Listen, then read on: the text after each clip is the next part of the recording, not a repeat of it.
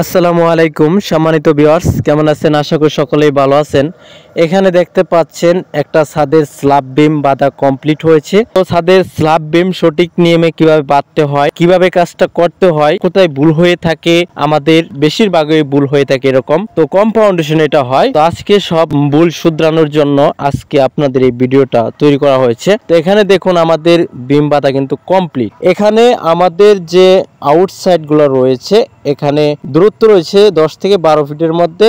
আউটসাইডের বিমগুলোতে 4টা state main rod ব্যবহার করা হয়েছে, 2টা এক্সট্রা টপ এবং 2টা বটন। তো টপ গুলা কি নিয়মে দিতে হয় এবং বটন রড গুলা কি নিয়মে দিতে হয় আজকে সেটা আপনাদেরকে বুঝাবো। যারা অনেকে নতুন কাজ করেন তারা অনেকে এটা জানেন না এবং মালিকরাও এটা বুঝেন না, বুঝার প্রয়োজন আছে। তো অনেকে বলেন যে ছোট টুকরা এটা আমরা টপ ব্যবহার করি, কিন্তু না, একটা নিয়ম কারণ আছে। সে নিয়মটা মেনে আপনাকে টপ বটন রড এগুলা দিতে হবে। তো এটা হচ্ছে আপনি দেখতে পাচ্ছেন আউটের বিম, এটার মধ্যে 4টা মেইন রড। আর এটা যে দেখতে পাচ্ছেন এটা হচ্ছে মাঝের যে রয়েছে, এটা দৈর্ঘ্য রয়েছে 14 ফিটের মতো বা 15 ফিট হবে এরকম আর কি। ধরেন 15 ফিট এটা আছে, আমি কলম নিয়েই ধরলাম 15 ফিট। এটাতে আমরা মেইন রড ব্যবহার করছি 6টা আর 2টা এক্সট্রা টপ 2টা এক্সট্রা বটন, মানে 6টা রড। তো এখন অনেকেই যে ভুলটা করে, মানে বাড়ির আউটে এবং ভিতরে বিমের রডগুলো সমান দেয়, যেটা ইঞ্জিনিয়ারিং পরামর্শ ছাড়া যে বাড়িগুলো হয় আর কি, এবং মালিকরাও সাজেশন দিয়ে দেয় সবগুলো সমান দেও না। লুট তো সবটার মধ্যে সমান যায় না ছাদের। এর জন্য আপনাদেরকে কি করতে হবে, যেটা বিমের দূরত্ব এবং মাঝে পড়ে গেছে, যদি এই বিমটা আউটে হইতো দূরত্ব যতই থাক তাহলে আমরা মেইন রড 5টা ব্যবহার করতাম। যেহেতু ভিতরে পড়ে গেছে এজন্য মেইন রড 6টা দিচ্ছি। আর আউটের গুলা যেটা 12 গ্যাপ আছে সেটাতে আমরা 4টা মেইন রড দিয়েছি। যে দেখেন একটা বিম মাঝে বরাবর রয়েছে, এটাতে আমরা 5টা মেইন রড ব্যবহার করছি আর 2টা এক্সট্রা টপ 2টা এক্সট্রা বটন। এই টপ বটনগুলোর নিয়মটা আমি আপনাদেরকে বলছি।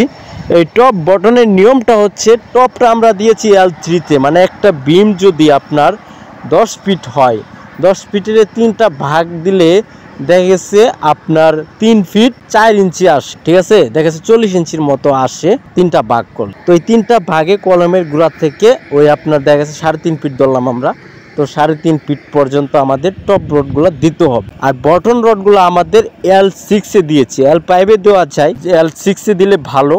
তো L6 দিলে একটা বিমের 10 ফুটের আপনার 6টা ভাগ দিলে যা আসে, 6টা ভাগ দিলে 4 ভাগ, 6 ভাগের 4 ভাগ মাঝখানে থাকবে আর 1 ভাগ থাকবে 2টা কলমের সাথে 1 ভাগ করে চলে যাবে। এটা আপনাকে খেয়াল রাখতে হবে। এই নিয়ম মেনে কাজটা করলে আপনার বিমের কাজটা সুন্দর হবে। এবং টপ রডের মাথাটা যখন মাত্র মানে 45 ডিগ্রি অ্যাঙ্গেলে মানে ড্রপ দিতে হবে রডগুলা, যেখানে আমাদের ভিডিওর মাধ্যমে দেখতে পাচ্ছেন এই যে হুকগুলা দিয়ে দিয়েছি আমরা। এবং বিমের যে আপনার রিংগুলা থাকবে এটা অবশ্যই 135 ডিগ্রি অ্যাঙ্গেলে আপনার হুকগুলা দিতে হবে। এটা হচ্ছে নিয়ম। তো প্রথমে আমরা যে ভুলগুলো করি ফাউন্ডেশনের উপর বিমগুলা সাজাইতে কষ্ট হয় সেটা আমি বলি। যেমন ফাউন্ডেশন যত ছোটোই হোক, মানে অনেকেই করে কি, মানে 10 কলম দিয়ে বাড়ি করেন। তো ফাউন্ডেশন 2 তলা 3 তলা, হ্যাঁ করেন, ঠিক আছে, 10 কলম দিয়ে করেন, সমস্যা নাই। কিন্তু সমস্যাটা হচ্ছে কোথায়, মানে অনেকেই 10 কলমের 7 রিং তৈরি করেন।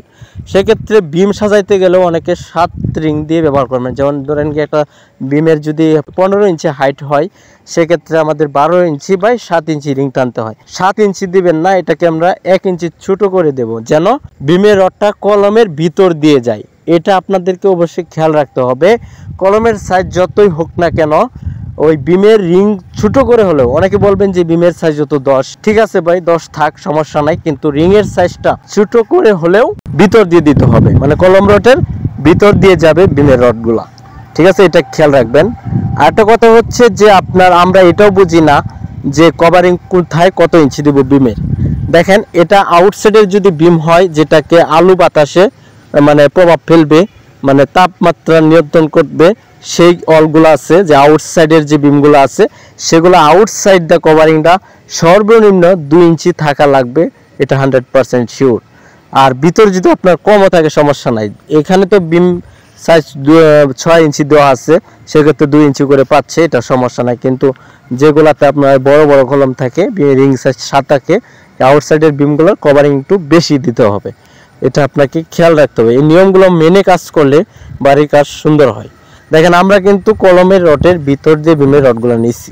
এখন বিমের আপনার বিমের রডগুলো যে আপনারা এখানে ব্যবহার করবেন ফাউন্ডেশনের উপর নির্ভর করে না। অনেকে বলে যে আমাদের ফাউন্ডেশন 5 তলা 3 তলা করে ফেলেছি, উপরে 4 তলার মধ্যে আমরা বিম রড সাজাবো, কম দিব যেহেতু ফাউন্ডেশন কমে গেছে। কিন্তু না ভাই, বিমের রডগুলো আপনার নিয়ম মেনে দিতে হবে।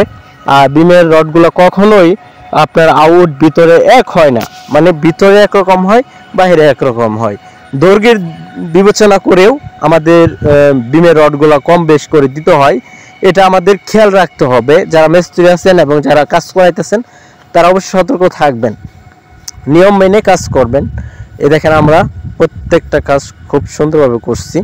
ভুল তো হতেই পারে, কিন্তু অনেকে যে টপ রডগুলা ছোট বের হয়ে যায়, দেখা গেছে একটা টপ রড আমাদের L3-তে বাক করলে 8 ফিটের মতো একটা টপ রড লাগে, সেক্ষেত্রে আমাদের আছে কত 7 ফিট বা 6.5 ফিট, আমরা কিন্তু দিয়ে দিই। না না, এটা করা যাবে না, আমরা দেই না, আমরা দিবও না, এরকম আপনাদের মানে মাথায় রাখতে হবে। কাজ আপনার খুব সুন্দর করে করতে হবে। এখানে একটা ভুল রয়েছে, যেহেতু আমরা কিন্তু আমরা শুধু ছাদের কাজটা করে দিচ্ছি, এখানে কলমগুলা অন্য লোকেরা করছে, তো তারা আমি বলবো জানি না কতটুকু অভিজ্ঞতার মধ্যে আছে। কলমের লেফিনগুলো অবশ্যই কলমের মাঝ বরাবর দিবেন। বিমের যখন আমরা সাজাইতেছি, এটা এখন এই জায়গায় লেফিন দিছে, তখন দেখা গেছে যে দুইটা রেট একসাথে হওয়ার কারণে ভিতর দিয়ে আমরা রডগুলো দিতে পারছি না, খুব কষ্ট হচ্ছে। সেখানে বিমের রড ড্রপ দিয়ে হলে আমাদেরকে ভিতর দিয়ে দিতে হচ্ছে, মানে খুব কষ্ট। এখানে কয়েকটা কলম আছে আমাদের খুবই সমস্যাজনক, মানে লেফিনগুলা কম রাখছে, যার কারণে কলমের জয়েন্টে লেফিন দেওয়া লাগছে, ওই রডগুলো আমরা দিতে পারতেছি না ঠিক মতো। মানে এই কাজগুলো করা যাবে না, সঠিক কাজ যেটা সেটা করতে হবে। এটা আমি আশা করি বুঝাইতে পারছি।